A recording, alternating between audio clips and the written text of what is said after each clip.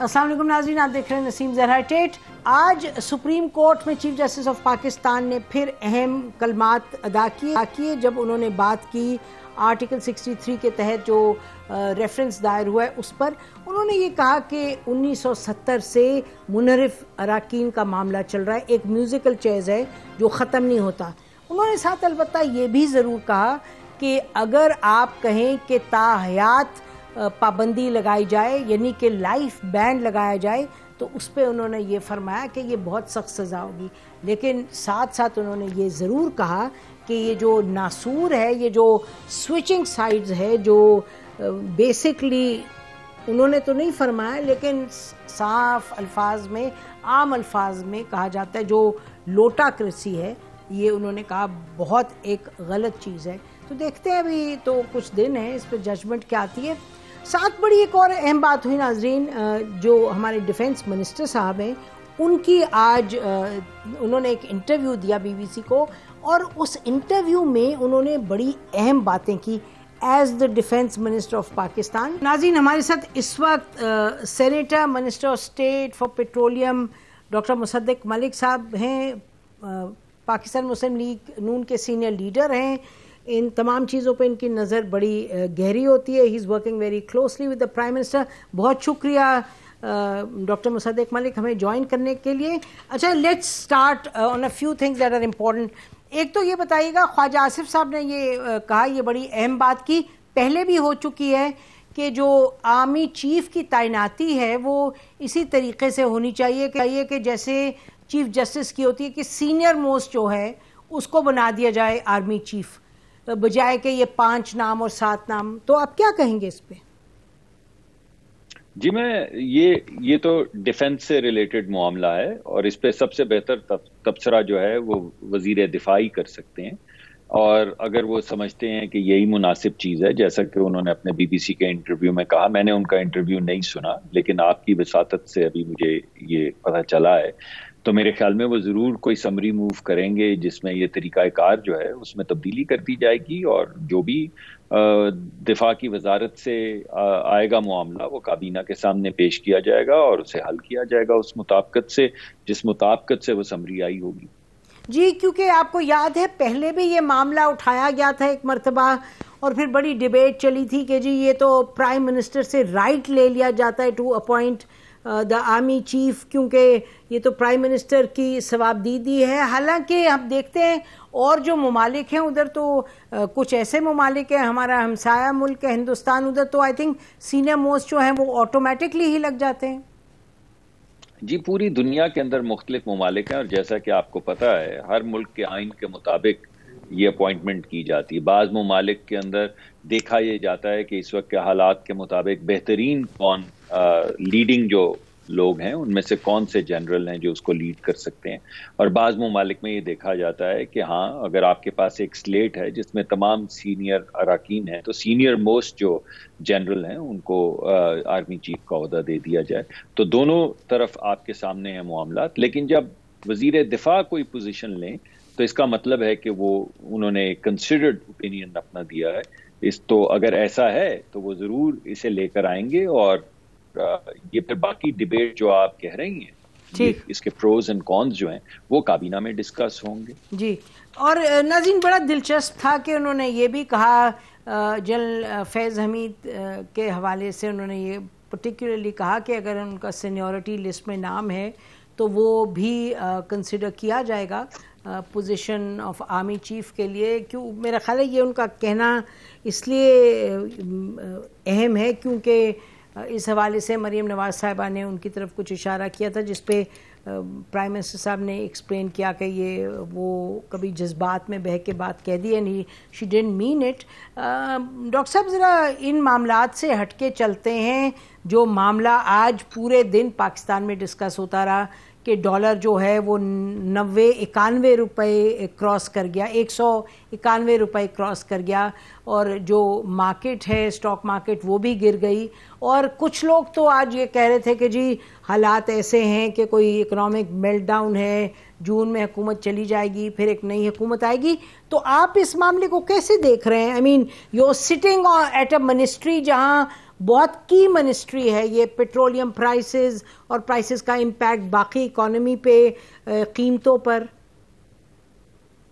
جی آپ نے بالکل ٹھیک کہا. پہلے تو میں آپ کو ایک لارجر پکچر دے دیتا ہوں کہ اگر آپ پرچون کی دکان بھی چلا رہے ہو اور آپ کا خرچہ زیادہ ہو اور آپ کی آمدن کم ہو تو آہستہ آہستہ آہستہ آپ دیوالیہ کی طرف چلے جاتے ہیں.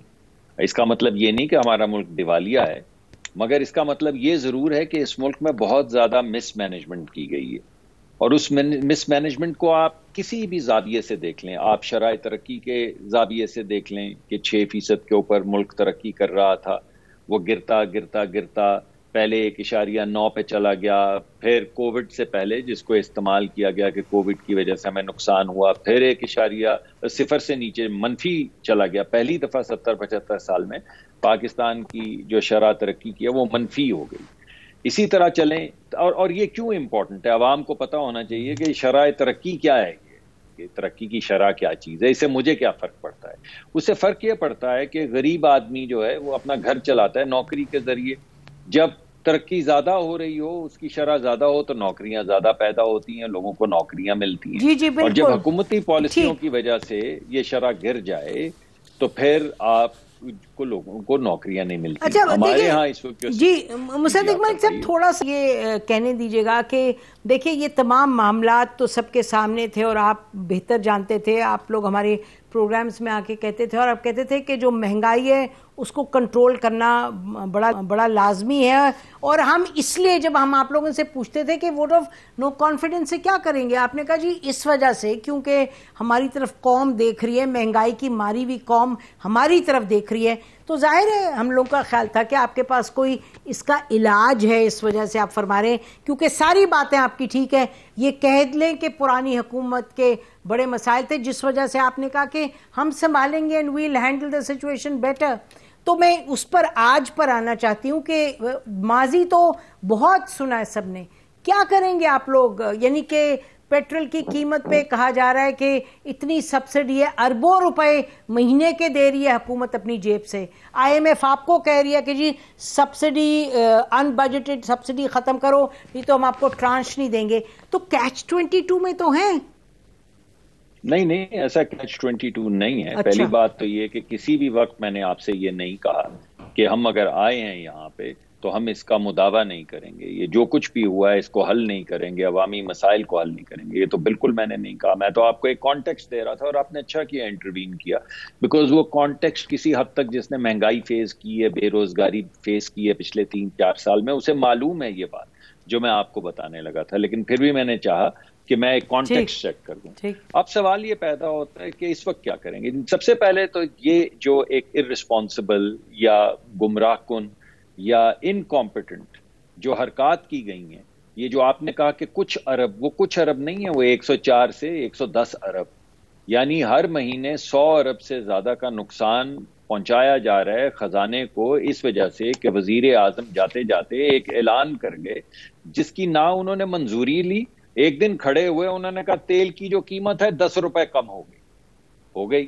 پھر انہوں نے کہا اب یہ قیمت نہیں بڑھے گی جون تک. چلیے بالکل ٹھیک ہے. اس کا مطلب ہے کہ اس وقت کے وزیر خزانہ نے کسی جگہ سے جو ہمیں 300 ارب روپے ڈائریکٹ سبسڈی میں چاہیے تھے، 300 ارب روپے اور 400 ارب روپے جو خسارہ ہوا، 400 سے زیادہ کیونکہ وہ روز بدلتا رہتا ہے تیل کی قیمت پہ، تو 400-450 کا جو خسارہ ہوا، ہم نے جو ٹیکس اکٹھے نہیں کیے اس مد میں 700-800 ارب کا جو اعلان کر کے وزیر اعظم گئے تھے. ہم نے سوچا آپ نے ضرور بجٹ بنایا ہوگا بھائی، اس کا کم از کم آپ نے اگر یہ فیصلہ کیا ہے تو اس کی اپروول تو دی ہوگی نا، کسی فورم کے اوپر، ای سی سی کے اوپر، یا کابینہ نے منظوری دی ہوگی کہ ہاں بھائی یہ 700-800 ارب روپیہ ہم یہاں سے نکال کے یہاں ڈالیں گے.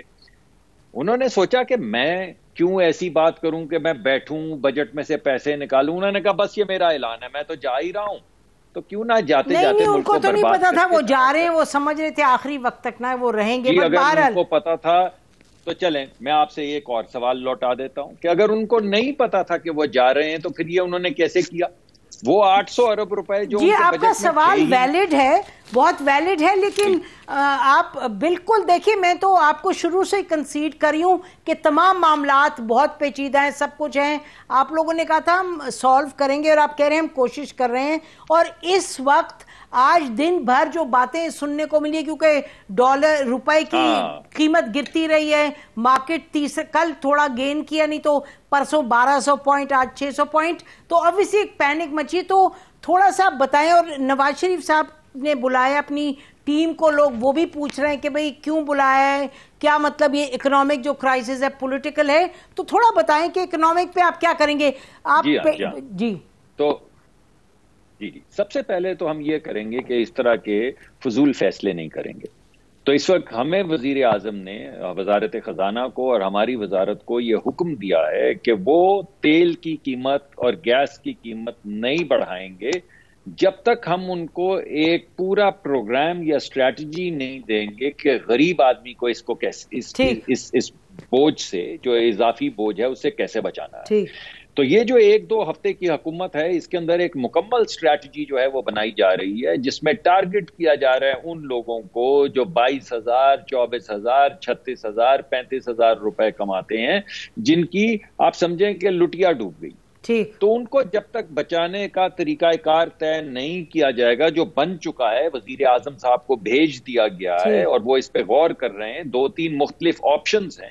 اب ہم جب آپ کو پروگرام دیں گے تو وہ پروگرام دیں گے جس کے ذریعے بوجھ جو ہے وہ کسی بھی صورت غریب آدمی پہ نہیں پڑے گا. کچھ بوجھ وفاقی حکومت اٹھائے گی، it would take it on its own چن، اور کچھ بوجھ جو صاحب حیثیت لوگ ہیں، جو گاڑیاں چلا رہے ہیں، وہ اٹھائیں گے.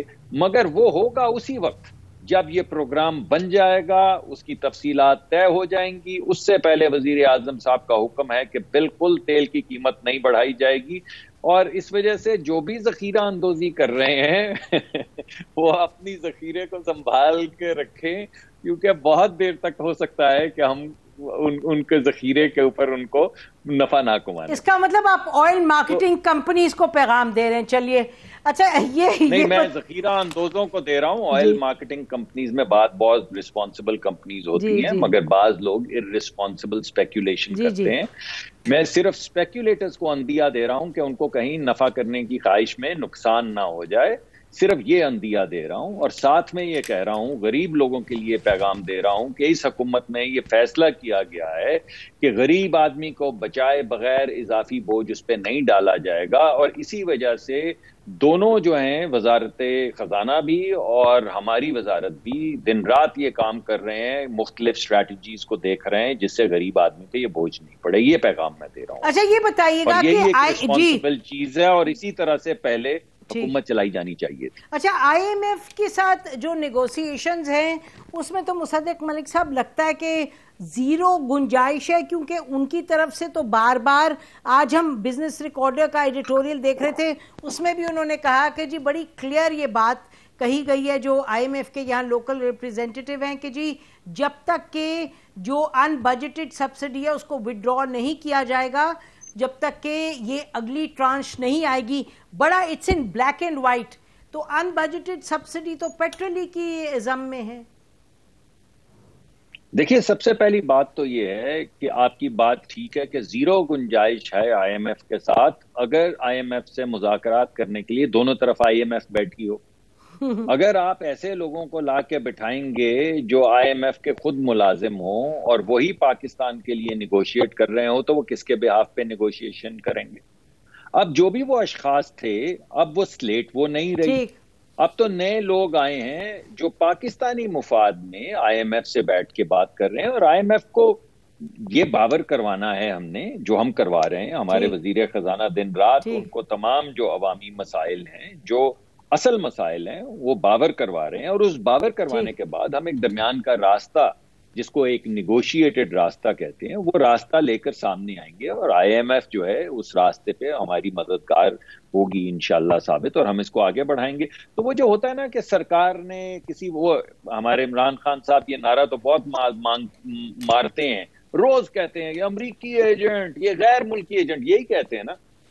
تو جب آئی ایم ایف کے مذاکرات ہو رہے تھے تو دونوں طرف کون سے ایجنٹ بیٹھے ہوئے تھے, کس نے بٹھائے تھے؟ اچھا آپ ایک اہم بات کریں مصدق ملک صاحب, آپ اہم بات کریں, آپ کہہ رہے ہیں کہ ایز وی اسپیک حکومت پاکستان جو ہے وہ آئی ایم ایف کے ساتھ یہ کلیئرٹی آپ لوگوں میں کہ نیگوسیٹ کرے گی اور کوئی مڈل گراؤنڈ ڈھونڈے گی, یہ اہم بات ہے. میں کہہ رہا ہوں کہ ہم کر رہے ہیں, جی ٹھیک ہے, اوکے, ہماری گفتگو چل رہی ہے, اس کے اندر ان کی کچھ کنڈیشنلٹیز ہیں, انہوں نے کچھ باتیں ہم سے کہی ہیں, ہم اس کا کوئی راستہ مل کے طے کر رہے ہیں جس کے ذریعے پروگرام بھی آگے چلے, مگر ایسے نہیں چلے کہ جیسے میں اگر آج کہوں, کہنا تو ہمیں چاہیے تھا, خان صاحب اچھا بولتے ہیں, یعنی آئی ایم ایف کو, خان صاحب کو تو چھوڑے نا فی الحال, آپ اپنی, میں آپ سے بات کرنا چاہ رہی ہوں, ہمارا بھی جی خوش ہو لینے دیں, اگر ایک وہ چھوڑے نا اس وقت, تو لوگوں کے جو دل پریشان ہے اس کو ایڈریس کریں. نہیں یہ اہم بات آپ نے بتائی کہ چلیے آپ نے کہا تو میں نہیں کہوں گا کہ عمران خان صاحب کی حکومت آئی ایم ایف کی یا کسی غیر ملک, میرا کہنے کا مقصد what you are saying is important کہ آئی ایم ایف کے ساتھ نیگوسیشنز ہیں, یہ نہیں کہ جو آئی ایم ایف کی پوزیشن تھی اسی کو آپ lock stock and barrel accept کریں گے.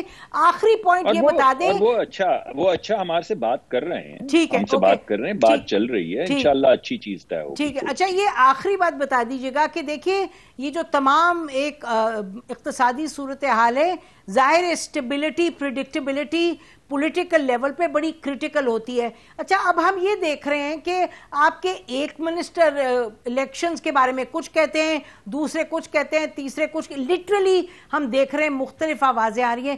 ول دیر بی اے پوائنٹ جہاں کہ ہمیں ایک کلیئرٹی ملے گی, یا آپ لوگ بس یہی کہتے جائیں گے جی ابھی دیکھتے ہیں, بعد میں دیکھتے ہیں, پھر بتائیں گے؟ What is the position? دیکھیں پوزیشن ہماری ہمیشہ سے یہی رہی ہے کہ ہم آئے ہیں, اگر ہم نے یہ کہا ہے کہ ہم حکومت لیتے ہیں تو اس کا مطلب ہے کہ ہم حکومت کو سٹیبلائز کریں گے.